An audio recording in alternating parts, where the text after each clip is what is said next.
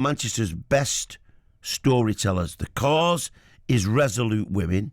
I'll find out more about that night and the charity. I'm going to be talking to Lisa Moore, the organiser, Deborah Jones from the charity. They've both with me in the studio. But first of all, spoken word. This is Lisa and this poem. Have a listen. You will not break her. In fact, you may just make her. As she lays looking up to the ceiling via a curled-up, strewn-across cheese sandwich, sworn from a drink-fueled tiptoeing a fence. She clutching an instantly coloured-in shin, which in a minute she will rest frozen peas upon. And then she will look up on, and pressing on it, she will see beyond and up into the sky, right through to the moon, and in an instant she will know. You will not break her. You may just make her.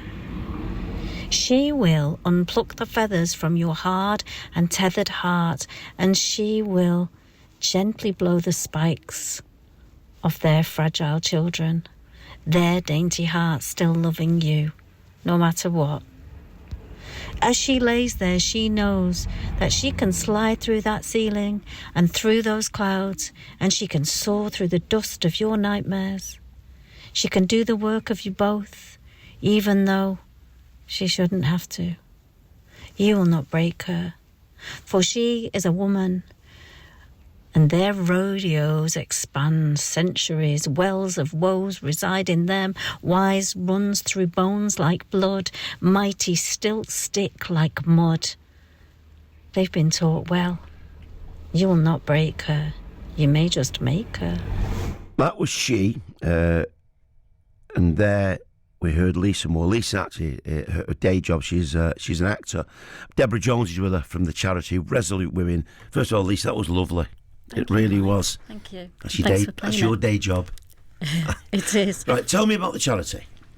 Okay, well, Deb's probably the best one to talk about that, but I got involved with the charity, if I can just say, by scrolling through Instagram, and I stumbled across this charity, and Deb was doing, I think you were actually doing a live, and I was astounded by the lack of funding that you were getting, and I just couldn't quite believe the magnitude of the situation, and the fact that women were kind of being asked to go back home when they were in dire situations. And I just thought to myself, is there anything that I can do as an actor, spoken worder, to get other people together to try and support this charity? And that is how the 11th of Feb came out. So when Debs first came into the studio, she said, are you from Barnsley, aren't you? From Barnsley. Am, yeah. Said, as somebody from York, she said to me the other day, Centre at Universe. I don't do voices.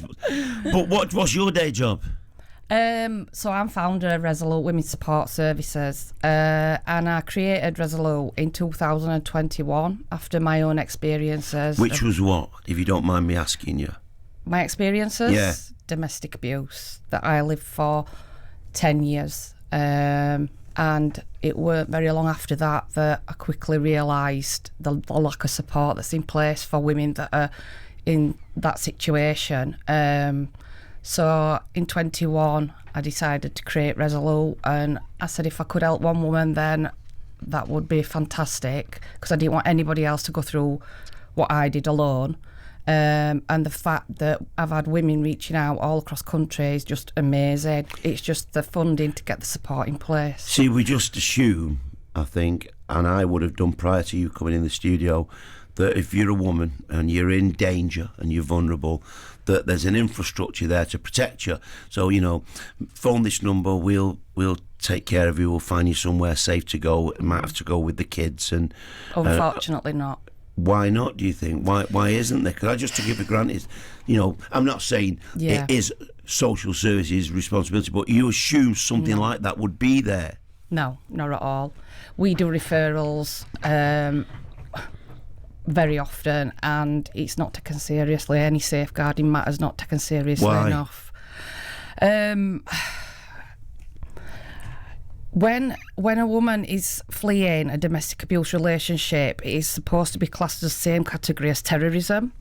I've had personal letters from Home Office saying that, and that is not the case at all. Women are being felt by police.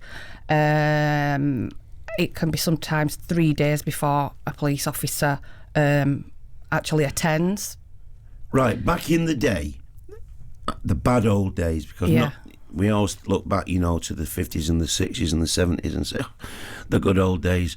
Well, in those days, they used to call domestic violence domestic.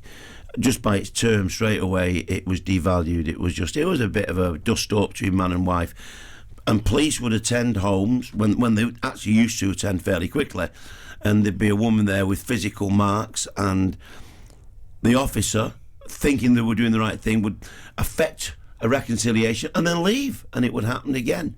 So I think what does puzzle people, puzzles those of us that have not been involved in that situation, and you can tell us this, you look to me like a strong and resolute woman. Yep. And yet you were in a situation where you suffered domestic violence, but suffered it for a while before you realised, hang on, I need to get out of it. Why? I think I realised, but I didn't know where to go. I didn't know who to turn to. And there still is that shame, I suppose, and guilt that a lot of women carry. And it's the unknown. Where are they meant to go to? Or where are they meant to turn? Because there's nothing in place for them. Even if they do if they do reach out, we're struggling to get them accommodation even. And we get so little funding that we've been using our own funds in certain circumstances to put women into accommodation that they're safe. I'm going to bring Lisa back in on this. I'm just going to take some traffic and travel. It'll take me literally about 60 seconds, and then we'll carry on with the discussion and find out more about the charity and how you hope to raise the money.